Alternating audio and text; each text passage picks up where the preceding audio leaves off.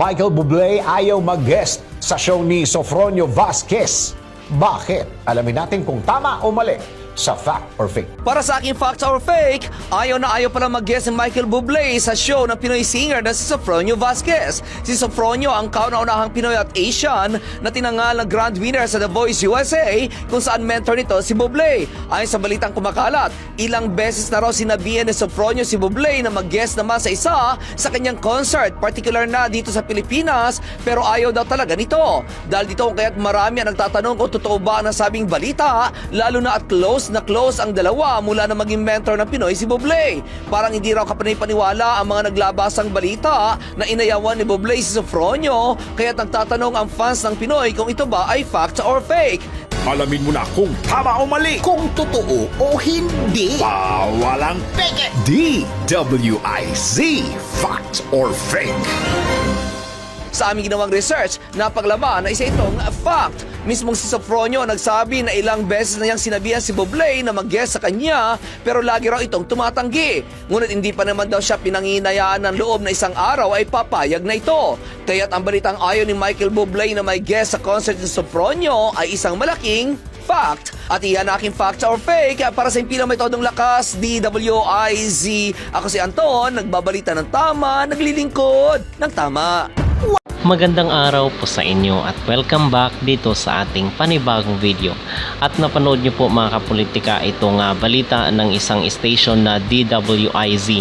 So patungkol ito kay Sofronio Vasquez, kasi kung yung matatandaan dati ay tayo ay umaasa na sanay makaka-attend, makakadalo at makakulab ni Sofronio itong si Michael Bublé, kasi coach niya ito sa The Voice USA Season 26. So kung attend sana itong si Michael Bublé sa mga concert ni Sofronio ay malaking bagay yun para sa karanasan ng mga concert goer. So yun ang ating sinasabi dati na sana ay suportahan ni Michael Bublé, although pupunta naman ito doon sa mga venue, pero iba pa rin pag sinasamahan ni Michael Bublé or nakakulab niya mismo doon sa harap ng stage. Kasi panawagan nga natin dati na sana bilang support ay makita natin si Michael Bublé na kumanta kasama itong si Sofronio Vasquez, pero unfortunately is hindi po yun nangyari.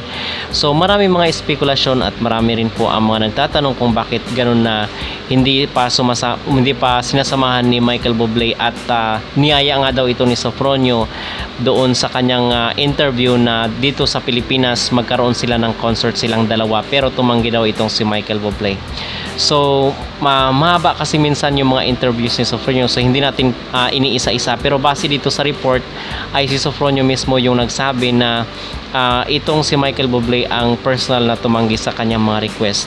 So tayo naman mga kapolitika is wala tayong right na manghimasok kung ano man yung mga personal na reason niya kung bakit ayaw niya nga sumama dito sa mga concert or makipag-collab kay Sofronio Vasquez. Siguro meron siyang valid na dahilan at when the right time is mangyayari talaga yung request at yung public demand ng nakararami na sana is magkaroon ng concert si Sofronio Vasquez at si Michael Bublé. Pero for the meantime is respetuhin po natin yung desisyon ni Michael Bublé. Okay? So ako personally is nagulat rin po ako sa balitang ito.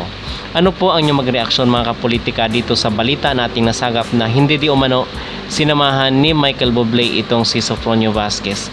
Mag-comment down below at huwag kalimutang mag-like at mag-subscribe na rin kayo para updated kayo sa ating mga latest issue.